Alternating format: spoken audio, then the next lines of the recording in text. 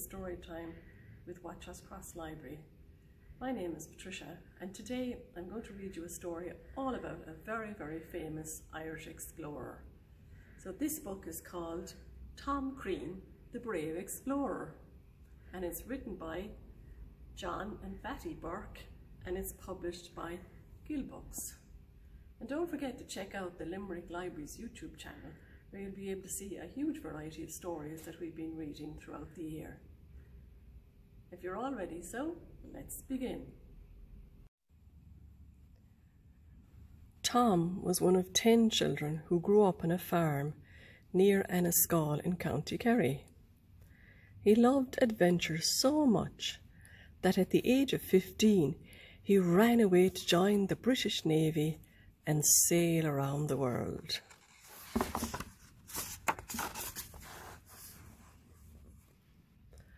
While his ship was moored in New Zealand, Tom met Captain Robert Scott. Scott's dream was to be the first person ever to reach the South Pole, and he asked Tom to join his crew.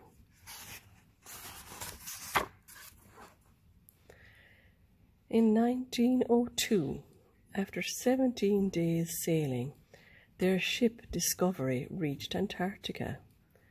But when they made camp in February, the seas froze around them and the ship was trapped.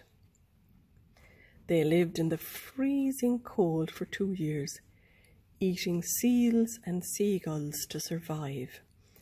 They even played football on the ice. Eventually, the ice melted and Discovery was able to sail away.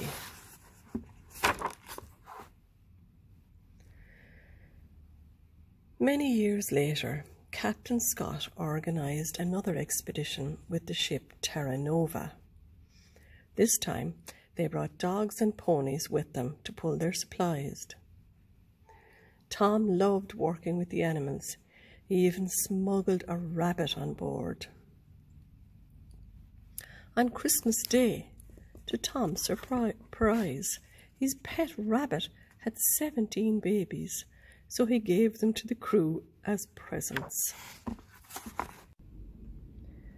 They reached Antarctica for a second time in January 1911 and built a base camp so they could stay there for winter. Tom was always cheerful and kept everyone's spirits up by singing. As soon as the worst of the weather was over, they were keen to get started.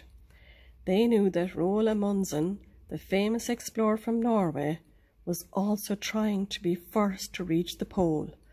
The race was on.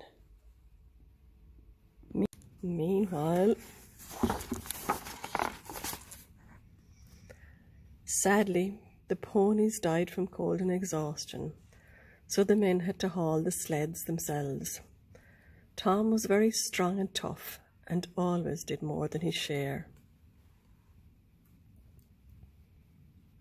When they had trekked 1,200 kilometres, the distance from Dublin to Cologne in Germany, Scott chose just 4 men to go the last part of the expedition with him.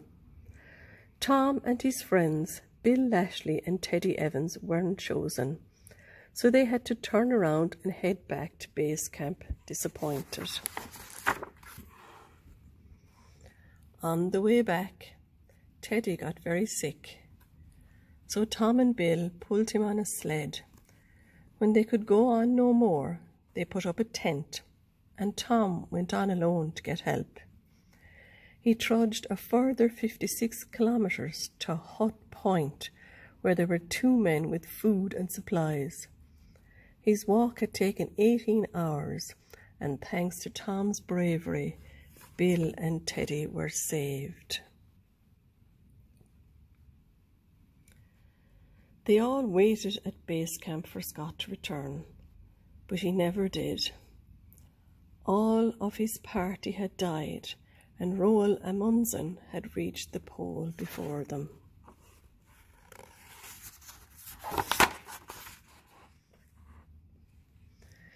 The Irish explorer Ernest Shackleton wanted to cross Antarctica from coast to coast. so he asked Tom to join him. Tom agreed, and in August 1914 they headed south. This time they went on a ship called Endurance, a very fitting name considering what followed. They sailed to South Georgia Island, and from there they reached Antarctica. But very soon their ship was trapped in the ice. Not again, thought Tom.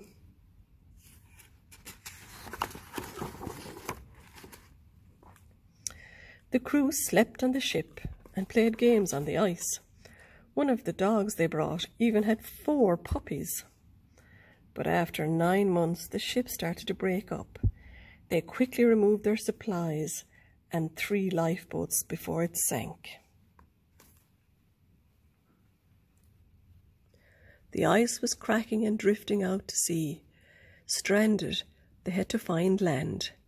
They rowed the lifeboats to Elephant Island, a barren rock where they turned them upside down and sheltered underneath.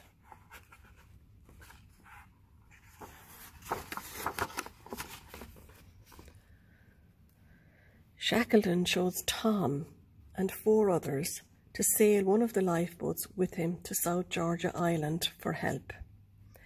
They sailed for 1,300 kilometres in a tiny boat through terrible weather across one of the most dangerous stretches of water in the world. Eventually they came ashore in a damaged boat on the wrong side of the island. There you can see a map of South Georgia and Elephant Island and the Antarctica and the South Pole.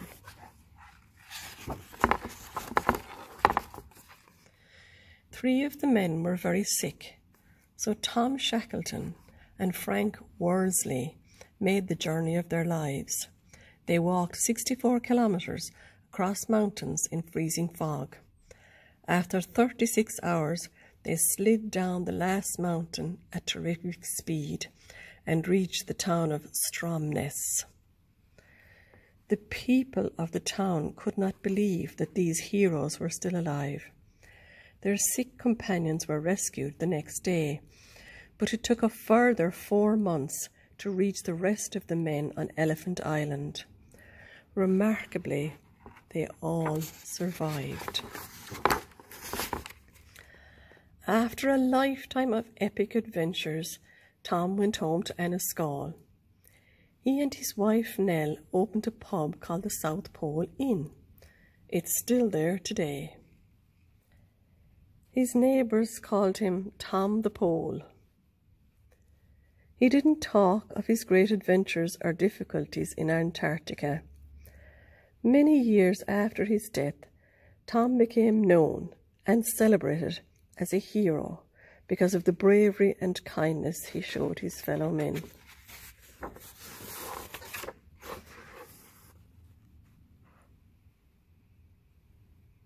The end.